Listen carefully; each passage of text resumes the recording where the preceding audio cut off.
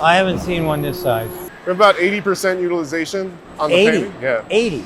That's amazingly high. So this is the first of its kind laser blanking line. It cuts up to 30 microns, and it's the first laser of its kind to do that. See this level of micron precision here? You know, Elon's been pushing us on.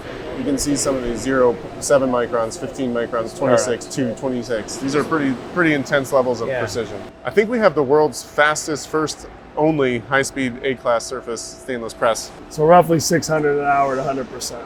I've never really stamped stainless steel without a coating. I don't think anyone has. So this, though, is something I've never seen before. This is aluminum bronze? Yeah, like the whole And you can stamp with it? Well, there you go. Two things I would have never guessed. It's pulling out the hot blank right now. See that red hot blank? It's going to get laid in. It's basically a noodle kind of right now, very, very soft. And like you put it down, we'll form it here with this gripper, and then we'll just drop it into the stamping press. Pretty amazing. Oh, I didn't think of that. So that's it. Simple and easy. Dear nerds, make sure you got something to clean up. This is one of the most outrageous videos you're ever going to see from a company that produces things at scale. Tesla have given Sandy Munro and the team complete open access to everything on the Cybertruck production line, how this thing's manufactured, all of the nitty-gritty details, nothing to hide. Every question Sandy asks is answered directly. If you thought Cybertruck was engineering genius, just wait until you see how it's manufactured. So this is our stamping building. We have 3 5-stage tandem presses, a few transfer presses. That's our first of the 2 hot stamping presses. We also have our stainless steel straightening and forming line. So I'm just going to bring you around the corner here. So are you bringing in plate stock or? We're bringing in coils. Bringing in coils. And I'm going to show you how we straighten it. Yeah, we recycle everything. We had to make a separate scrap yard for the stainless. So this is just a scrap yard for the stainless coming out. We'll go out the door over here. We're about 80% utilization on the painting. Yeah. 80. That's amazingly high. Just a quick note, Sandy seems rather impressed. 80% utilization of the HFS, hard fucking steel, amazingly high. Wait, what's this on my screen and what's that got to do with being amazingly high? They're pretty square panels. Yeah. So they're kind of easy to nest. Yeah, well, I guess so, yeah. Yeah, it's usually 60, 70, right? But well, around 45. Okay, 45, if you're 50. bad at what you do, sure. But like we try to, if you're bad, maybe 45. But we try really. Bro, what an absolute monster. Spitting facts here. And now, just in case anyone's not understanding what they're talking about, it's a bit nerdy. They're talking about the percentage of these sheets that is actually used as a useful portion of the vehicle, as in cut out, versus the amount of scrap from the original sheet. The higher, the better. Ahem. And Sandy was pointing out that if you have a shit for brains, you might be scrapping roughly half of the material. Lars pointing out that, well, if you know what the fuck you're doing, it's probably going to be a lot higher utilization than that. But in fairness, as I pointed out, Cybertruck is fairly planar, or fairly square panels, so with less curves, aka no curves, there's going to be a lot less scrap by default. Basically, we get coils in, we feed them in on this side, and out on the other side comes micron precision level blanks. So this is the first of its kind laser blanking line. What it does is it takes coils, it unwinds them, and it's taking out the internal stresses from the raw material. It's passing them through something called a leveler. All it's really doing is it's got a bunch of work rolls and they're moving up and down, and they're flattening the part. We want to be careful that we don't work the material too much, because you do something called work hardening, and then you shear the part later on. Yeah. So this was a special development as well. This is something that's primarily used in... Notice a few key words there. First of its kind and special development. A high volume, mass produced, large vehicle with a stainless steel exoskeleton, never before done. And as we know, prototypes are easy, but the manufacturing system, that's the hard part. Tesla have clearly taken this challenge in their stride. And I'm sure any automotive manufacturers out there with any sense right now are having their engineering teams take notes watching this video, if they have any sense. Because as I mentioned, if they don't attempt to copy Cybertruck with something comparable in terms of durability, features, functionality, eventually they'll be filing for bankruptcy. What's the thickness of the material? So we have 2 thicknesses. Our doors are 1.8 millimeters thick, and all the other parts, like the sails, the hoods, are 1.4 millimeters thick. 1.4. Correct. And we worked hard to get that strength up on the stainless, because the original we were about 2.53, but we actually increased the strength of the HFS over time. So we're able to get, while doing that with the ductility for forming, we're able to still get that strength and bulletproof toughness. Yeah. With having a thinner material. Cool. Correct. So this is actually designed for 3 millimeter, but it's good that we're not using it. That's where we started. Yeah, correct. this shows a good overview of the line. So you have the uncoiler, as I explained, where the actual raw material, we call that a coil, is being loaded. It's being unwound as we speak. It's going through the leveler or straightener, depending on what you want to call it. Then it's going into the laser booth, which is what you see right over there. It's airtight, light tight because of emissions and whatnot. And these are two lasers working in tandem. And right now what's being cut is the hood for the Cybertruck. It cuts up to 30 microns, and it's the first laser of its kind to do that. Another key word there, first of its kind. I do just want to take a moment here. Can you imagine another automotive manufacturer, although as we know Tesla's much more, with a new product, a revolutionary new product with over 2 million reservations, just beginning to ramp production, allowing somebody like Munro and Associates to tour the factory, the production line, to literally film the screens, everything out in the open, complete transparency. I mean, this is a big swinging dick moment if I've ever seen one. Any other company, I'm certain, would be extremely secretive about their processes, how they're doing things, what they're doing, their systems for monitoring, everything. It'd be behind closed doors, top secret. Even James Bond couldn't get in and take a peek. Meanwhile, Tesla was like, yep, well, here's what we're doing, how we're doing it. Yep, first of its kind here. Oh yeah, you want to film the screen? Go for it. Yep, we got nothing to hide. In fact, we're so confident in our ability to execute. We know our competition's going to be trying to replicate some of these, and guess what? We don't care. This level of access is just unreal. And it also goes to show the level of respect the folks at Tesla, the engineers, have for Sandy Munro.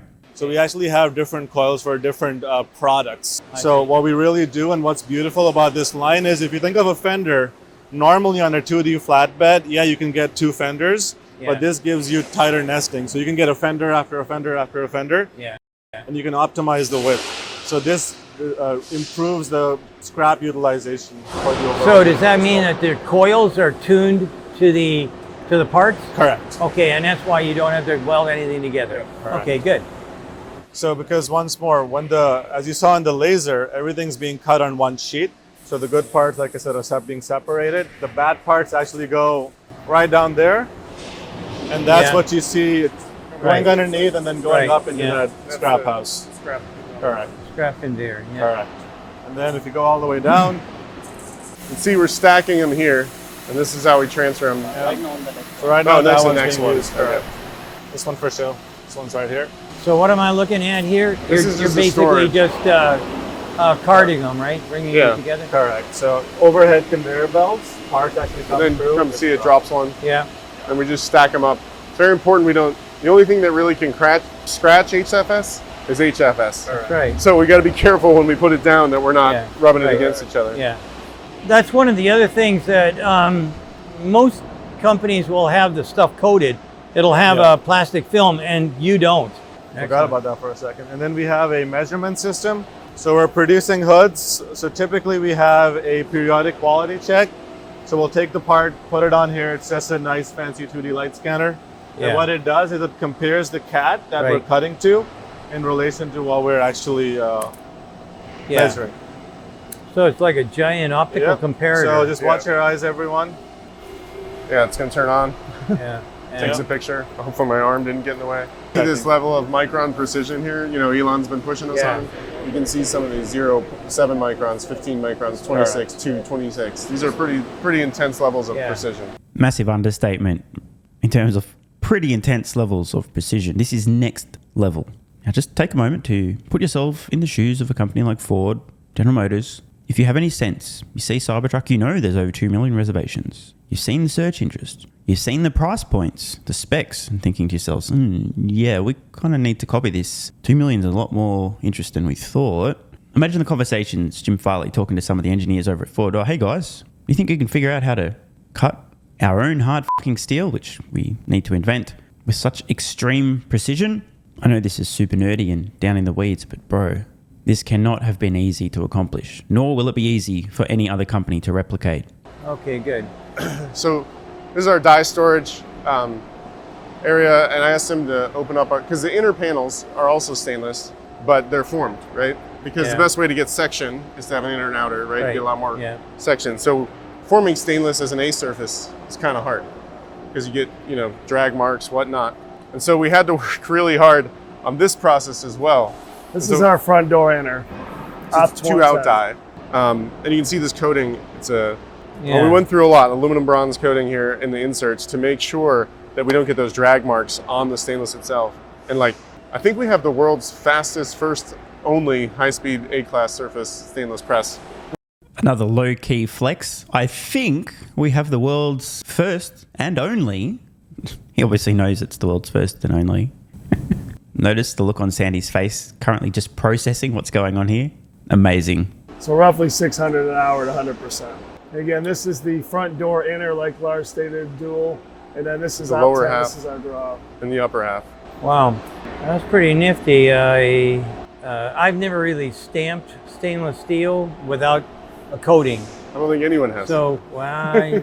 Again, low-key flex. Lars jumping in. I don't think anyone has. And this is important. If no one's done this stuff before, Tesla's had to invent all of these new processes. Never been done before. Ever. Not just in automotive manufacturing, but ever. How easy will it be for companies to replicate what Tesla's done with the Cybertruck? Because again, if they can't, and consumers want what the Cybertruck offers for a comparable price point, probably not going to end well for companies that aren't Tesla. And it's going to take time, but I'm adamant. Consumer preferences will shift. Cybertruck is the new benchmark for what a work truck can do. How durable, how functional. Copy or perish is the message. There may be, but not me. Certainly not for like an A surface quality part. Like there might be people making it, you know, maybe like stainless steel pots and pans, but then they polish them, right? And they make them. Yeah, well, yeah, polishing is, that's the biggest cost with pots and pans. Yep. The stamping and whatnot, deep draw, whatever. Super easy, right? No problem. This though is something I've never seen before. I've never used a bronzish. What'd you call it? Aluminum bronze alloy. Aluminum bronze. It's from. How do you coat it? Is it? It's actually the whole material. It's not coated. This is aluminum bronze. Yeah, like the whole. And you can stamp with it? Yeah, I mean. Sandy's fucking mind has just been blown. This is classic. I mean, it's hardened. We have a coating on top, but like we found that it was the best material to use. I can give you the specs on it. How many hits you get on this thing? Well, how many have you do you stamped think so you're far? going to get? So far, we've probably stamped about 1,000 to 1,200 of each part. I think we're going to get about, based on our prototype trials, anywhere from 50 to 100 before we start doing rework. But you know, you rework a stamping die nominally, you know, every time you take it out a little bit. Right? Yeah, So we're constantly down in quality. Our we're not going to throw the die away. We're just going to rework it, make sure the finish is there. PIST is our points in spec, so we try and get 100% is a perfect spec, like zero nominal, we're upper 80s, 90s. We're currently in the upper 80s. Started in the low to mid 70s, now in upper 80s. Every run we try to improve. Well, there you go. Two things I would have never guessed. So here we have 21 furnaces. There's 3 furnaces, 7 chambers each for a total of 21. Yeah. We heat the material to 900 degrees Celsius. Then we put it in the press. It's one station. The upper and the lower dies are held in place for anywhere from 6 to 8 seconds with water running through each, and we're basically in a way quenching the part in a way with metal. Yeah, yeah. So this here takes it off a destacker where it's centered. Then it loads it into one of the 21 chambers. Then another one pulls it out and loads it into a centering table. It's centered. Then it gets transferred by a last feeder into the die. We can see the die over here if you'd like. Sure, why not? How much time does it take for heating up? We got Like 21 15? stations, so total strokes per minute on this is also around 10, 12, right? This one I can make, it's 23 seconds for inners, 25 seconds for outers. So I can make 144 an hour with the inners and 150 an hour with the outers. Cool. At 100% OE, at 100%. Yeah. It's pulling out the hot blank right now. See that red hot blank? It's going to get laid in. It's basically a noodle kind of right now, very, very soft. And like you put it down, we'll form it here with this gripper, and then we'll just drop it into the stamping press while it's still hot and hit it one time. Boom. And again, it usually holds it for about 7 to 9 seconds. As you can see with all the equipment, we're ready to roll at like high volume. Now it's just like, how do we ramp, go slow, get quality right. Here's what they look like when they're done. This is a body side inner. Check for heat. It's gonna be a little hot. It might be a little hot. No, it's it's not even warm. Now, This just will so cool you down know, fast. we're actually gonna unload this with a robot. We have what's called an automatic, basically using the robot to automatic racking system. Yeah. So Yeah. they're gonna automatically get put in these racks, and we're gonna take them off the forklifts. Right now, we're not 100% ready to do that yet. But then they go up this conveyor, right? Well, not these parts, all the parts. They'll go up here, and we'll go up there, and we'll show you how we form the stainless from Yeah, there. so boom, we got our lift right up there. We supply body shop, which is right over there. No, I've seen a lot of this. So Probably all this stuff never looks this big. about. No, I haven't seen one this size. Can we go up and over, Dan? Yes. Yeah, let's go up and over. We can go up. So the panels that you saw, the blanks from the solid, will come up here along with other parts, and then they'll move in. Right now it's all forklift. You can see all our cherry pickers from construction still here, but they're coming here, and we actually have the body shop on the second floor here. That's So it's unusual, yeah. Yeah, well, it turns out those are the least number of parts now. We're down to just over 100. Yeah. So moving them up isn't that bad, and they're bigger, so we can get bigger, less trips, and they stack nice, so we get a lot of QPC. Work special on this. This is the air bender I was telling you about. So this is dry cycling right now. We have one of these for each panel, and how it works is it'll pick up the panels here from that stack that the guys made in blanking. Picks up a panel, and now it's putting it. It's about to pick up a fake panel. So it picks up that panel, right? We'll show you the one working over there, and it's going to bring it into the true bend, which is from Trump that we worked with. And as you can see, that brake bend comes down, but that's that air bender. It has that V shape with the air flowing on either side to keep it, floating, which when you get the mar marks. Flips it around, it'll do the other side, and then once it's done, it takes a good part and puts it back on here, and it'll come out here. So we just wanted to show the dry cycling before we go over and look at the actual part, so you can get the idea of the movements. So the good parts will come out here. That Kuka base that's missing a robot. Right. We'll pick it up and put it over here, transfer overhead, and go into our door manufacturing cell. So that's it. That's the whole thing that does all the metal forming. That's a lot simpler than I thought. Simple is usually better. Yeah. So this is a rear door. This is, I believe it's rear door. I mean, this one is able to do both rear and front door. So this is what you wanted to see. So we get these flat panels in. Now you'll see it actually pull it. Pulls up the flat door blank. And we're running about, what speed do you think we're running at about now? Like 25%? Yeah, I think so. Very interesting note. Still working a few things out in the production systems, checking for issues, etc. So currently running at about 1/4 speed. Because I love you guys, what I'm going to do after we watch this at regular speed is actually show this at 4 times speed to give you a rough indication of how quickly this will actually happen at full speed. Here's the air bender. So the top tool forms on the inner. That actually has no air, and the bottom tool is where we're blowing the high-speed air to float it. You see it makes the one bend? That light flash was a measurement. Make sure it's right on. Yeah. If it is, it goes back. It's good. Turns around. Does the other bend. There's 2 on this side, right? So you do any scoring or anything? Nothing. On nothing. Bend radii is 5mm on the inside, right? So it's about 7, 8 on the outside. Anything tighter than that, we started cracking. Yeah.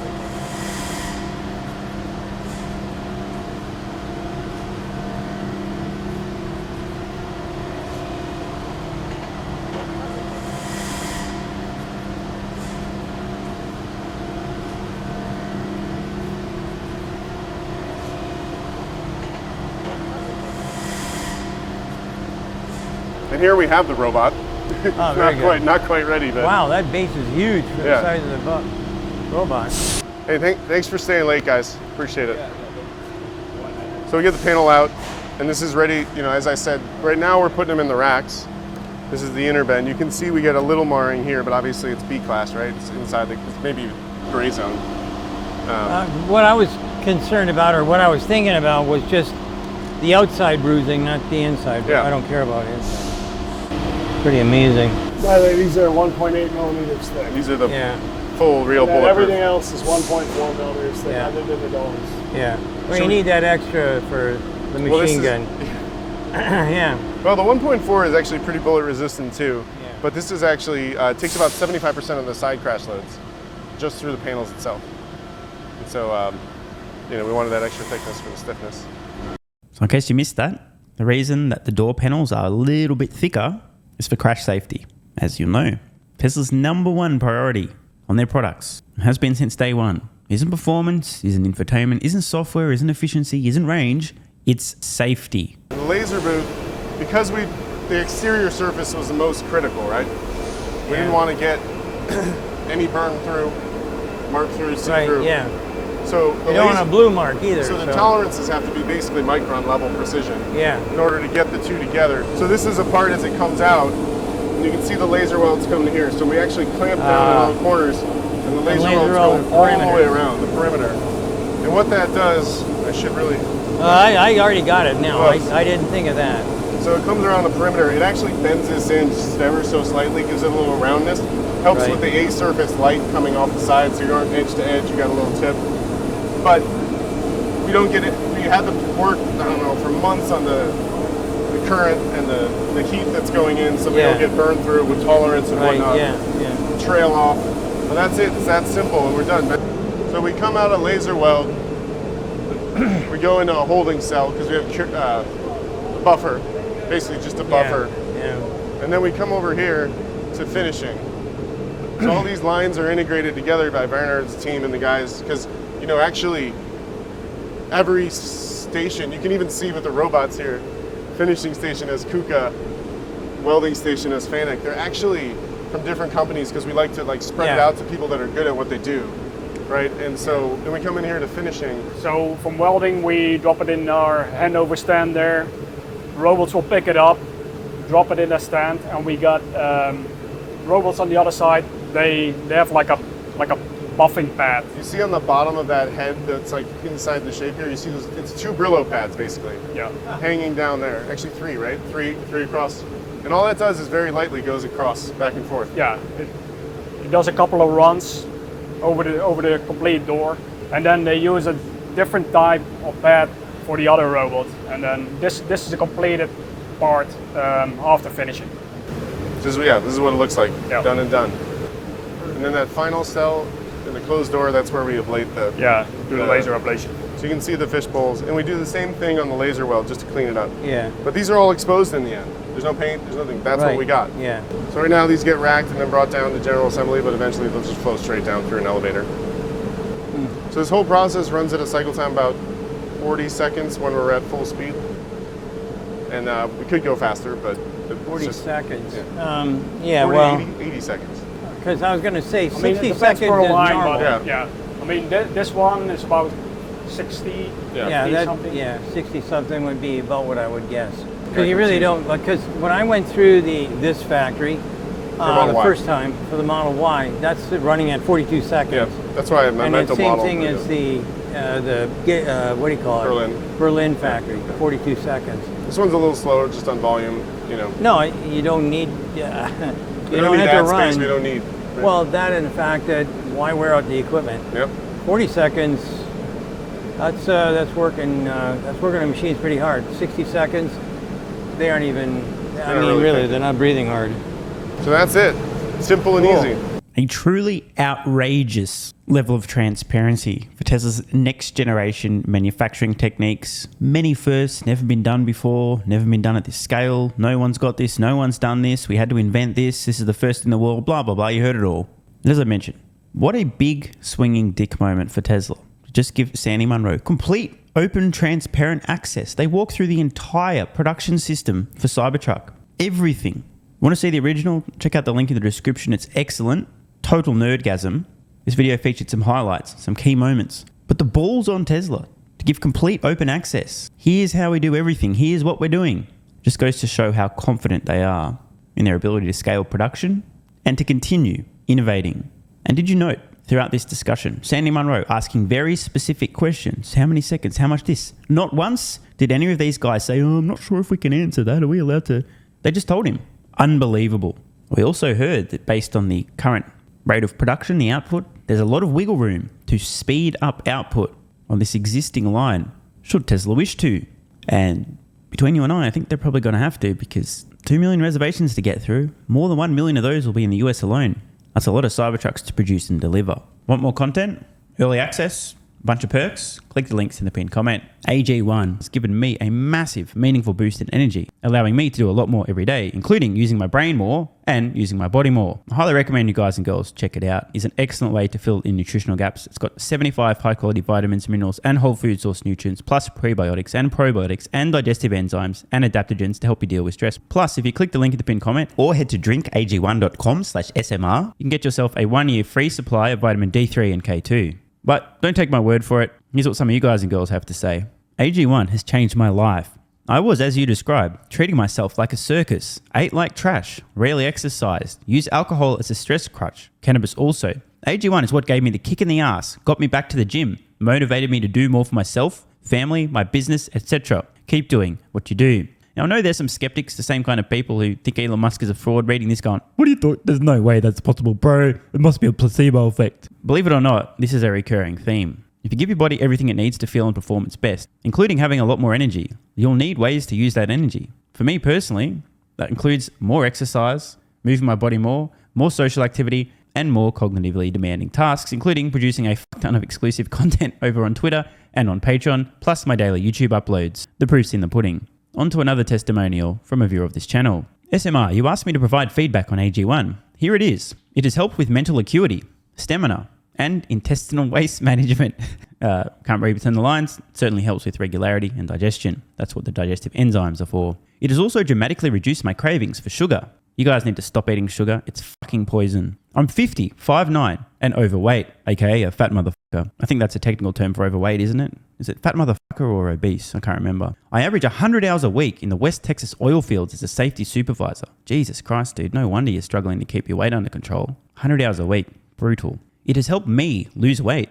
It is not an appetite suppressant. It can help fat people suppress cravings, and motivation to be healthier is critical for changing your diet. Love you, brother. Again, this is a great point. It's something people really don't seem to grasp. If you have more energy, everything becomes easier. It's like turning on easy mode for life. A few years ago, before I was taking AG1, my health was trash. I was struggling to get through the day, had afternoon fatigue. The last thing I wanted to do was either use my brain or move my body. Didn't have the energy. Now, my biggest struggle every day is figuring out ways to use that energy. I'm exercising way more, doing a lot more with my friends and family, and of course, my work output has increased substantially. And you can fact check me. Check out the average length of my videos I was posting to YouTube 3 years ago. Need I say more? And one final testimonial. Love this one. Okay, here's the deal for me with this AG1 shit. I'm 41 years old and not the type to eat, drink, smoke, or sleep healthy, so I was skeptical. That being said, here's what I experienced. Day 1, meh. Day 2, afternoon fatigue was about 45 minutes late. Day 3, 0 afternoon fatigue. Day 4,